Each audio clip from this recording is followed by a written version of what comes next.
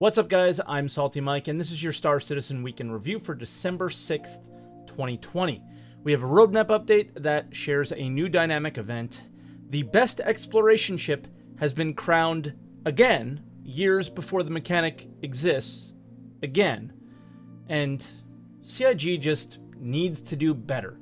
All that and more on this kind of salty episode of Week in Review.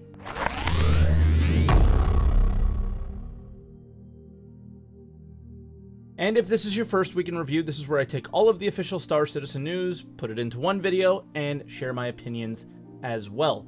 I also live stream on Twitch every day but Monday, so I can get this video out to you guys at twitch.tv/SaltEMike, starting at 6:30 a.m. Eastern Time. So make sure you stop by, say hello. If you're from the YouTube channel, it's always nice to see that stuff. I also have been working again on the React channel, so if you guys haven't seen SaltEMike 2 yet, make sure you go to the top of the YouTube channel there and maybe hit subscribe and check out my live reactions to things like ISC, SCL, and some other funny videos as well. Now, we have a lot to get into, so we're going to start out with roadmap updates. We had a roadmap roundup this week, and they started out with revealing some unannounced ships that we now know about. The Misk Odyssey, I think right away when you see this, you probably cringe because it's on the progress tracker, and so many other ships aren't done, but if you really read into it, it's only concept teams and narrative teams that are working on this, and it's not that big of a deal. The Argo Raft, this ship is obviously in game, but as we heard last week, it will be the first ship to have detachable cargo via the cargo rework, so it should continue on the roadmap for a little bit of time. The Anvil Spartan, same treatment as the Raft, as it is in the game and functional as well. And the Anvil Liberator is getting the Misk Odyssey treatment, where it's just being dealt with by the concept team and the narrative teams. So no expectations on seeing it in game anytime soon. Just CIG trying to be transparent about what they're working on, which is what the progress tracker is all about. Then passing final review was mining gadgets. I've talked a lot about this and how they're sort of pointless, but regardless, I think they can have a place in the game if mining ever hits like a tier 1, tier 2, tier 3, or higher state, whatever it happens to be when they decide to add a little more functionality to mining. Things that are delayed, ship-to-ship refueling. This was probably the major feature coming into 3.16, so this was honestly a surprise to me. They had been showing the progress on ISC, and it looked like it was doing really well, but as the post said, they want additional polish. Now, personally, I can refuel at stations, but because outposts cannot, and that might be a bug, it might not be, pirates can only refuel at one place, Grimhex. So this was something that they were really looking forward to, and it's not a good thing that this is getting delayed. Also, the last thing that they said needed a little bit of polish was like the inventory and looting system, and it turns out it needed a hell of a lot of polish. So I just hope ship-to-ship refueling doesn't come into the game the same way inventory and looting did, because it's a disaster. Shops and patrons, this also needed more polish, but so do the servers. So I could care less if this was delayed, because this is an NPC and AI thing, and we just don't get to see how cool these features are because the servers are running so poorly right now. Then added to release view was the Raft and the Spartan, because they're obviously in 3.15 now, and Jumptown 2.0, which is going to be coming into 3.16. This is the dynamic event we've all wanted for some time, and it's going to make its return there, like I said, in 3.16, but it's nothing like it was before. They turned it into an FPS level, basically. I personally think this is really awesome to kind of take the game to the ground, really for the first time, in terms of a situation where there is a bottleneck. Bringing people to the ground is something that I don't think has been done really in the game since Jumptown existed in, what was that, 3.4 or something like that. I think this is really awesome, and my only issue though is the A2. It seems like a really easy way to win is to just drop a bomb on the location, so this is not going to be something where you can just do it solo. You're going to have a group and a plan. That's not necessarily a bad thing, but it may make the event a little bit less accessible, which isn't necessarily a good thing. So that's kind of how I feel about it, but I'm very much looking forward to seeing its implementation in game, and hopefully it is enjoyable, because it reads as a really cool event. Then moving on to video updates, we had an ISC, and to nobody's surprise, this week was another hashtag ad episode where they sell ships, and that was their main focus. So they start out the episode with the Odyssey, the Misk Odyssey featurette, where they showed some animations and white box stuff on the ship, but then they talked about how it compares to the Carrack. The natural competitor to the Odyssey is the Carrack. In my mind, it's a Carrack killer. What you can do with it is pretty impressive. It's kind of the multi-tool of the spaceship world. It just gives you almost ultimate flexibility on how you want to play. The Misk Odyssey is the ultimate exploration ship. So yeah, I thought that was an interesting thing to say, the Carrack killer, because this is kind of how they sold the Carrack when it came out.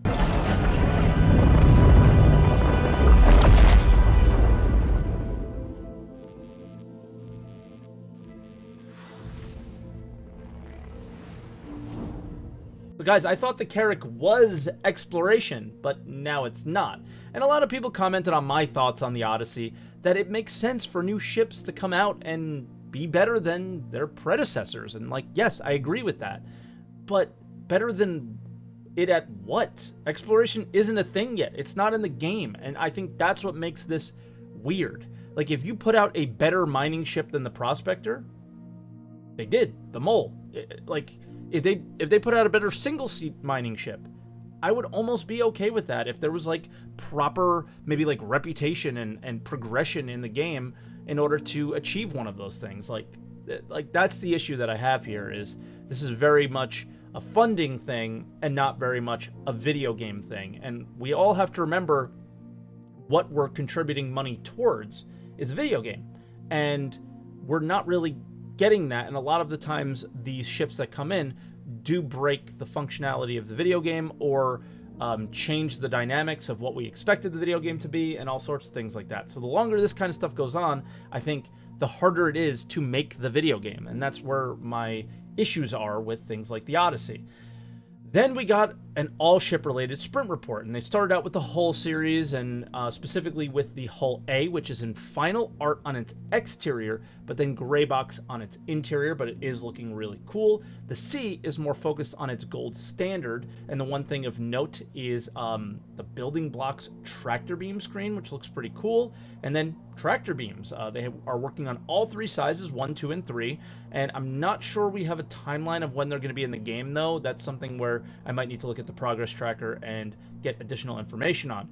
There's also a Starfarer rework going on, and this will be the first refining vehicle, so they showed the exterior where the mining canisters that will be removed from the Prospector and the Mole and be attached to this ship for refining.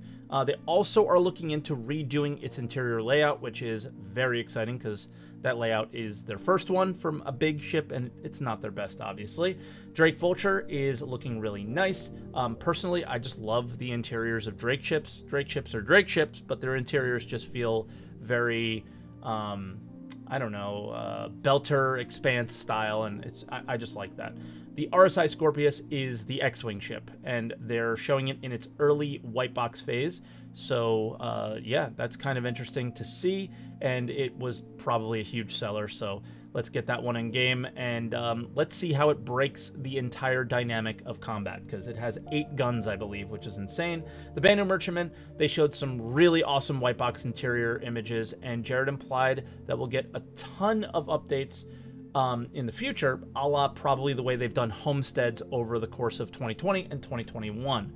SCL, this was an episode Q&A style, exclusively about ships that they brought members from a number of disciplines that work on ships to discuss with us. And they start out by saying most of the questions were when, so instead of answering that, because they don't know, obviously, they basically said why they don't know. If we take like a very simplistic ground vehicle, that is probably still 3 to 4 months of development time. And you go to the other end of like a big capital ship, that could be 2+ years of development time. Now for me, this is something really to pay attention to. They have sold nearly 10 capital-sized ships, which is a situation where almost none of them are in game. I would say the 890 is probably the only capital-sized ship. Correct me wrong if I'm wrong in the comments, maybe at the Carrack. 2+ years for each.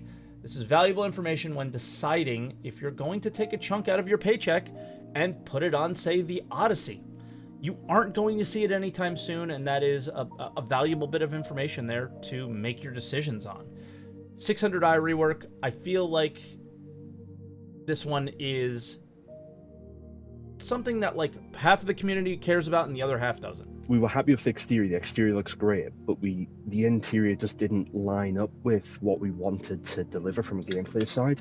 So the interiors had nigh on a complete internal rework with huge amounts of features added to the ship. So it's still currently going through its interior iterations rework, but and the Turing and the Exploration version both have very different features inside them. So with the Exploration, you've got the medical bed, you've got a full-on armory now with places to put your suits, your weapons, and everything else, as well as a little bit more gameplay towards the Exploration side, as well as a proper vehicle cargo hold to put much bigger vehicles and a lot more cargo in, as well as a much better flow through the ship. And then the Turing has been completely flipped on its head to lean completely into luxury guest transport. So like I implied pre-clip, I feel like some people may wonder why a rework for a ship like this, as it has no purpose in the game really other than kind of flaunting your wealth in a way.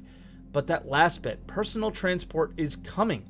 It's on the roadmap, and comfort was mentioned as a part of that feature. The 890, the Phoenix, the 600i, all of these will have a purpose pretty soon, and it seems like the 600 is the testbed or maybe the standard for how that feature might work. Next is, do they want to add more ammo for ballistic weapons? Because they're obviously very limited right now. Okay, so yes. So there's two things here. So we want to have some ballistics ammo management and supporting things like that bigger ships can just use bigger ammo boxes. Right now we can't do that, and because of that we had to restrict the weapon loadouts in the or the ammo capacities in a lot of the Gatling guns and the cannons. That is, and this was more for balance reasons, and this is not the way how it's supposed to be. What we actually want to do is to tie the ballistics gameplay closely to the physical armor gameplay, and once that physicalized armor gameplay is done, then we can reevaluate the ballistic counts again. That said, at the moment the ballistic counts is related to what kind of purpose the weapon has, and if the purpose of the weapon is to attack larger ships, it has more ammo. So for example, the Baring Gatling series has a lot more ammo than the other Gatlings. But also that's all work in progress. That will change over time. Okay, so that was a pretty long clip, and there was a lot to take in there. Bigger ships should have more ammo, and I desperately wish we had a similar reload mechanic for ballistics that we have with the capacitor gameplay to lasers. What do you guys think? I think that would be neat. Like, you can extend the ammo on things, but the limited amount that you can use it, the burst factor of capacitors has been really cool, and I would like to see that come to ballistics as well. Next, I found this response to a question about modularity to be really interesting. It's going to allow us to kind of, support the features, but still be able to spend the time making the ships that everyone wants us to make, and not just kind of being kind of bottlenecked by, okay, well, we need to do this particular feature support, so it has to be a new ship. It just opens up loads and loads of new options, which is super cool, because at the end of the day, our ships are, or some of our ships are quite large, and they could definitely benefit from having some kind of more variation to them in their functionality. So this response makes me wonder why we don't have more modular ships in general. This would allow us to get more ships that we paid for years ago quicker, and allow for more customization to kind of make your favorite ship your favorite ship. Also, the same people on meshing work on this, which is why we don't have it yet. But yeah, leave a comment down below. Let me know what you guys think about this, the whole modularity thing, because I also like the idea of having like exclusive mining ships and exclusive exploration ships and having focused decisions on, I'm going to take this ship out to do this focused thing, and modularity does sort of break that. So let me know what you guys think. Then they discuss the Hexcode Drama. It's still planned. We still want to let players paint their ships in game. There will be physical locations in the universe where you have to fly to and get your ships or vehicles painted. We do want to let players pick their colors, but we're still working out how far we go. We still want there to be some exclusivity and benefits to having these pre-made paints. Whether that is, we don't really want to lock off specific colors. That gets very messy very quickly, but maybe specific finishes or stencil patterns. They're exclusive to paints that you get rather than create yourself. Yeah, it's absolutely something we still want to be able to support and give players the freedom to make their ships more their ships. Like I say, we don't want to be like, oh, we've made a blue and gold tint. Let's reserve that so that only people that have bought it can make blue and gold tints. There's got to be more to it than that. We just haven't kind of invested the time into producing that system that's going to be really accessible for the players to be able to do what they need to do. The tools we have internally are really where we want them to be. They're not quite giving us what we want. So the last thing we want to do is work on a in-game player-facing version of a tool we're not happy with, and just let people suffer that and then have to change it all. So instead, we're gonna sell ship paints without the players that are buying them knowing even remotely how they're going to be utilized in the game. For like simple questions that should already be answered that are not. Can I respray a paint that I've already sprayed? Can I use it on 2 different ships? Are they exclusive to a single ship? Are they exclusive to certain sizes of ships? Kind of seems that way based on the different pricing, but am I exclusive to a C2 if I buy a C2 paint? Like there's all these crazy things about the current implementation that has no understanding of how it's going to be done when they bring in this better paint system. This is so contradictory to, well, we don't want to give you the paint system in game because we don't like our tool right now. But you know what? We're totally comfortable selling them even though we have no idea how it's going to be used in the game. So I'm not asking them, like, just very clear, I'm not asking them to make the system in game. I'm just simply asking them to communicate the plan to the backers on what the fuck they're buying. Be better, CIG. Be better. This is not okay. This goes to the Commerl stuff about hex codes and all this crazy stuff that's been going on. There is no reason why we cannot be better here. Period. On the positive, it sounds like they want to give us that customization. I can make my Carrack whatever color I want, but it's not a priority now, which I think is totally fine. It's just about the communication. We go over this nearly every week. Their communication is trash because they don't have people that are communicators communicating the information to us. It's the developer who makes it, which is just makes no sense, and it's just silly. So that's kind of it for SCL. So we're going to go into the quick hits. Basically, they talked about the Starfare, that they're working on the refining and refueling part right now, and they're going to move into a similar interior rework to the 600i. So that is now like confirmed that it's going to happen, as well as that's probably the reason why the Starfare is delayed, because refining is a part of the process now and not just refueling, and they probably just want to finish the Starfare. Gold standard, it doesn't mean that it's an entire rework for ships. It's just a review and fixing process to bring a ship up to the current standard, which is always moving and likely to never stop. And I don't mean that in a negative way, like the constant moving of the goalposts of the features in Star Citizen or something like that. It is, as they get better, as they bring in more features that are supposed to be on ships in the first place, let's use physicalized damage for an example, those are all going to be added to ships sequentially, I would guess. And that's what they mean by, like, it's never going to stop. It's always going to be bringing ships up to that gold standard. Auto gimbal. They have a solution for what they have the issues with it right now, and they kind of want it to be in a certain role. They have it on paper, but they haven't tested it yet, and they want to do that sometime early next year. And physicalized damage is in the research and development phase at the moment, it seems. So we'll have to see. There's some things that work about it, there's some things that don't.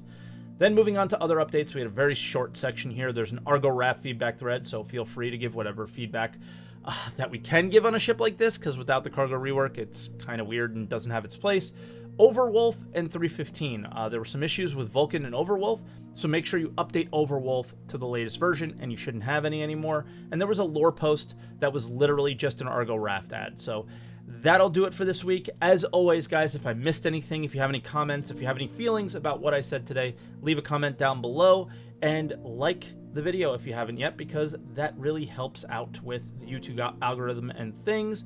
And yeah, hit subscribe if you want more Weeks in Review in the future, and thank you so much for watching, and I'll see you guys next week.